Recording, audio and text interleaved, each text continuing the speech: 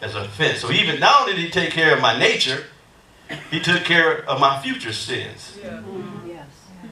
So if any man be overtaken in it, right? Right? He said, in a fault, you, right? Which are spiritual, speaking tongues, cast out devils. No. You that are spiritual, you who can rightly discern, right? Because pneumaticals, that's what the word, being spiritual. He said, if you want to be spiritual, you got to learn how to operate on this way. Restore such a one in the spirit of what? Meekness, considering thyself, lest thou also be tempted. And I get a lot of baggage. I have a lot of conversations with different men across the globe, really. And some people are in marital problems and stuff, but you never hear me get up here and talk about it. I don't talk about it with my wife. I mention it to her from time to time.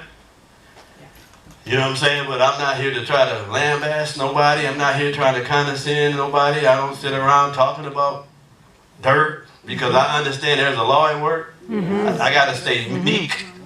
Because if I don't, it says, lest you be tempted. And the same thing you talk down to will show up to you.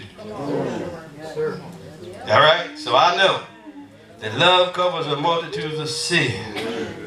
Listen to Passion Bible. My beloved friends, if you see a believer who is overtaken with a fault, may the one who overflows with the Spirit, that's what it means to be spiritual, may he that overflows with the Spirit seek to restore him. Win him over with gentle words, which will open his heart to you and will keep you from exalting yourself over him. It's just something about people when they let me leave that alone. Love empowers us to fulfill the law of the anointed one as we carry each other troubles.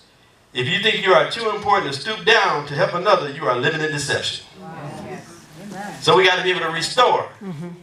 So you're not spiritual if you can fault find. Right. You're not spiritual if you can't tell somebody, I don't know why you got that way. So if you're condescending, if you're walking in condemnation, then you're not spiritual as you suppose. It was somebody, I can't remember who quoted it, but they said, you are not close to God. The only time we're close to God is if we're walking in love. Yes. The closer, if you want to kind of measure your walk with God, you have to measure your love, not your knowledge.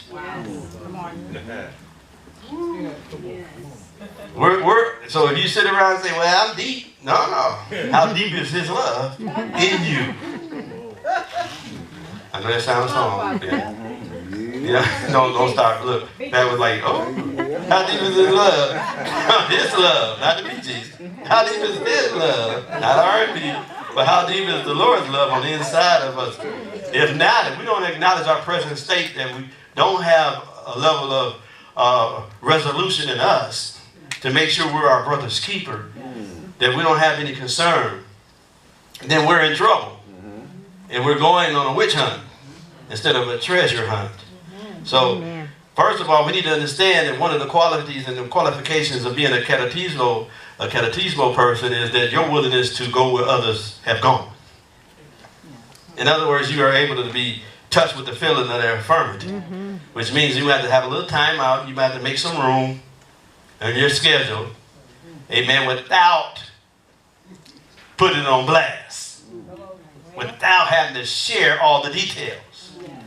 Because there's a boomerang in sin. You throw it out, it comes back at you. I don't want nothing to show up in my house that wasn't intended by God. So I have a tendency, I said, man, look, I ain't here to judge you at all. Brother, you made a mistake. Sister, you made a mistake. That it's not the finality, it's not the conclusion. It's a phase you're going through. Amen. You do the things that's necessary. Yes, that's the key. I'm not holding you. I'm not indicting anything against you. But I will hold you accountable for your actions. Because as a leader, I got to make sure anybody that has any intent on you being restored will hold your feet to the fire and will always refer you back to wisdom. Amen. Because the wisdom is the principal thing. Because there was a lack of wisdom that got us into certain situations. So we need insight. We don't need justification. We need edification. We need somebody that is willing to go on the inside and say, you've done it this way for a given time. Now there's a more excellent way. Amen. Amen. And so you have to go down to the root system. You know what I'm saying? But what happens too many times, when we go through an ordeal, we see someone in an ordeal, they stay in the same state of mind. So their conscience gets so seared. But see, we got to tell them, we got to reiterate to them that they need to stop trying to deal with the sin and start embracing Christ and His words. Because once you do, once you change the dial, release yourself from the weight and the burden of that activity that was not given to you from God, that sin itself loses its grip on you. For it is the preoccupation with sin that feeds sin. So the best way is to preoccupy yourself with Christ that feeds your spiritual life. Righteousness comes by agreeing with God and acting on what He said. Not listening to where you've been. Not making light of the activity that was once on the inside of you. No longer justifying it for what it is. I'm telling you, most of us don't understand that I call it the TAR principle. It's something I coined. If you're going to recover, if you're going to be restored, if you're going to have a level of resolution, you got to understand the TAR principle. Transparency, accountability, and responsibility. Until you acknowledge for what it is, then I can't even help you. You can't rebrand it. Whatever God has said according to His word, it's not even my own opinion, it's what God has said. See, and too many of us lose time trying to get back on track, trying to see how we can get back without fall again, and then we're preoccupied with what got us in the situation. And so we're entertaining and we're repeating it, and before long it becomes a fear. And God has not called us to fear. Fear has torment. When His love is perfected in us and we abide in His word, we allow His Spirit to begin to tabulate His nature, record His nature on the inside of us, with the finger of God begin to inscribe His nature on you as you meditate, because that's how it happens. You meditate. The quickest way to come out of anything, let me help y'all out, is meditating. Meditate. You got to meditate. Worry is meditation. Wow. Wow. Yes. You can meditate because we've been trained to meditate all our lives. Because all we're doing, when you rehearse stuff, that's meditation in reverse. So all you got to do is change the source. And just start thinking on the word. Good stuff. It is. Yes.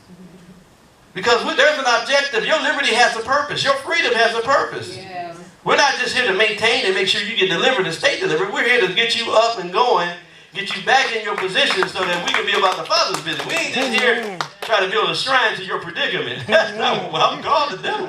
I'm not called to work. I'm not here to worship your pain. Amen. I'm here to uncover your potential. Amen. That's my goal. So the enemy tell you, don't you see me? Yeah, I see you. I know it's there. I'm sorry, I'm not giving that attention. I'm not going to feed it. I'm not preoccupied with that situation. Amen? I need to call you up. Yeah. And when I teach and preach and I'm releasing things, I'm not making light of the situation. I'm just telling you there's a more excellent way. I'm not going to let my experience interpret my theology. Go ahead. No. My theology interprets my experience. Go ahead. You get landlocked when you start allowing your experience to carry greater voice and weight. Has God said yes? He has. What you going to do with it? Whose report you going to believe? I'm going to believe the report of the Lord. I like it when it said in Isaiah 53, whose report you going to believe? He didn't give, the option just left real quick. Immediately he said, I'm going to believe the report of the Lord. He was inspired of God to get an instantaneous answer. That's what you got to do sometimes. You got to say, I'm going to believe God. I know what I'm in. I know where I came from, but I'm going to believe God. So I'm not going to be preoccupied. I'm not going to lose my sense of oneness with God. I'm not going to cast away my righteousness in a hopeless act of depravity. I'm going to lean into the provision of God and allow him to make me holistically what I couldn't do with my own hands.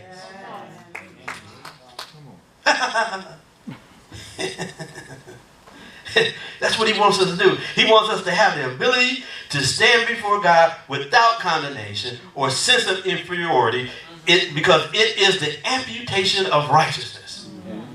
E.W. Kenyon was a great scholar. That's his quote. I want to allow those things to filter my processes, and begin to abort my mind, abort the plan of God, because I got these things going on, these alien things going on, for lack of a better word. It's an intrusion. It's an invasion of my privacy, because peace belongs to me. And if we treat, I'm telling y'all, the reason why we don't have victory because we don't treat what's common as enemies. Wow. When you treat it as an enemy, it's no longer common. Because it don't fit the script, if it's not comparable with the scripture, if it doesn't bear witness to the nature of God, it's not common. It's an enemy. Did y'all miss that? Mm-mm. If it's not a reflection of who God is and his nature, then it shouldn't be a friend, because that's what common is. It should be as it is, an enemy. So anger is an enemy. It's not a friend. I know they get mad. When you get mad, everybody shuts down. I'm sorry. It is not a friend.